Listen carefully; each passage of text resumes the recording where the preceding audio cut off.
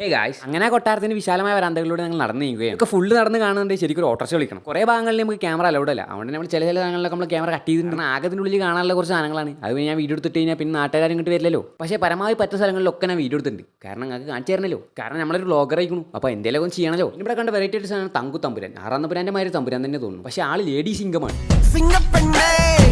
ഇവിടെ 4 പേർ എവിടെ നോക്കിയാൽ ആളുകൾ വളഞ്ഞ് ഫോട്ടോ എടുക്കാനാണ്. കാരണം ഇവിടെ വന്നതിന് എന്തൊരു ഗുണം വേണ്ടേ? 50 രൂപ ടിക്കറ്റ് എടുത്തതിന് ഫോട്ടോ എടുത്തതിൽ മുതലാക്കണല്ലോ. നമ്മളോടിക്കാരും പിന്നെ ഫോട്ടോ എടുക്കാൻ തുടങ്ങി. കാരണം അവിടെ കിട്ടിയ സ്ഥലങ്ങളിലൊക്കെ ഫോട്ടോ എടുത്താലേ എന്തെങ്കിലും മുതലാവുള്ളൂ അറിയാം. ഇന്ന് സ്റ്റോറി ഇട്ട് നടക്കണല്ലോ. പക്ഷേ ബാക്കിയുള്ള ആൾക്കാരെ മാഞ്ഞതിൽ സൈഡിൽ നിന്ന് ഫോട്ടോ എടുക്കുന്ന പരിപാടി നമുക്കില്ല. നമ്മൾ നാട്ടിൽ പോണ വൈകിട്ട് നടുവിൽ സൈഡിലേക്ക് ഇരുന്നേ ഫോട്ടോ എടുക്കുള്ളൂ. അത് കാരണം തന്നെ മൊത്തത്തിൽ ബ്ലോക്ക് ചെയ്യുന്നതോടെ അല്ലെങ്കിൽ നമ്മൾ വൈബ് തന്നെ. അതിൻ്റെ ഇടയിൽ ഇപ്പുറത്തെ സൈഡിൽ എസ്തെറ്റിക് പോസ്റ്റുകളിട്ട് നമ്മൾ തസ്ലീം ഫോട്ടോ എടുക്കുന്നുണ്ട്. അതൊന്ന് കണ്ടിക്കാൻ വയ്യാത്തോണ്ട് ഞാൻ അവിടുന്ന് മെല്ലന് മാറി. അവിടുന്ന് ഞാൻ പോകുന്നപ്പോൾ അവിടെ കുറേ സാധനങ്ങൾ വേറെ. നമ്മൾ പഴയ കാലത്തെ തൗറാത്തോ ഇഞ്ചിയിൽ എന്തൊക്കെയാണ് ചെങ്ങാക്കി എത്തരുത്. പിന്നെ പണ്ടത്തെ രാജാവിൻ്റെ വണ്ടി, ഡ്രസ്സ്, പിന്നെ പണ്ട് രാജാവിന് തളച്ചാർത്ത് കിട്ടിയ കപ്പ്, രാജാവ് ചാടിച്ചിരുന്ന പാത്രങ്ങൾ, രാജാവ് തിരുമ്പിയുന്ന കല്ല്, അങ്ങനെ വെറൈറ്റി സാധനങ്ങൾ കുറേ ഉണ്ട്. ഇവിടെ നല്ല കാര്യത്തിൽ വേണമെങ്കിൽ വന്ന് എടുത്തോളിട്ട് ഇവിടെ നല്ല അടിപൊളി കല്ലുകൾ. പിന്നെ കുറച്ച് രാജാവിൻ്റെ ആഭരണങ്ങളുടെ ഭാഗങ്ങളിലൊന്നും നമുക്ക് ക്യാമറ തീരെ അലൗഡ് അല്ല. അതുകൊണ്ട് പിന്നെ അതൊന്നും നമുക്ക് കാണിക്കാൻ പറ്റില്ല. പിന്നെ ഇവിടെ കാണാനൊന്നും ഇല്ലാത്തതുകൊണ്ട് ഞാൻ മെല്ലെ പുറത്തേക്കാണ് ഇറങ്ങി. കാരണം പുറത്ത് നല്ല മനോഹരമായ കാഴ്ചകളുണ്ട്. അങ്ങനെ പുറത്തെ കാഴ്ചകളെല്ലാം കണ്ട് നമ്മൾ മടങ്ങാൻ തീരുമാനിച്ചു. അങ്ങനെ പോകണം വൈകിട്ടാണ് നമുക്കൊരു ഫോൺ കളഞ്ഞിരിക്കും. നമ്മൾ പിന്നെ നന്മരായതുകൊണ്ട് നമ്മൾ അവിടുത്തെ സെക്യൂരിറ്റിനെ ഏൽപ്പിച്ചു. മുപ്പരാതെ ഏതോ പോലീസുകാരനെ കൊണ്ടെടുക്കാൻ പോകുന്നുണ്ട്. ഇനി അത് ഓല് നോക്കിക്കോളൂ. നമുക്ക് ഞാൻ ഇടിയില്ല. പിന്നെ നമ്മളെല്ലാവരും വണ്ടി കയറി. നമ്മളെന്തായാലും വണ്ടി വിട്ടു അടുത്ത ലൊക്കേഷനിലോട്ട്.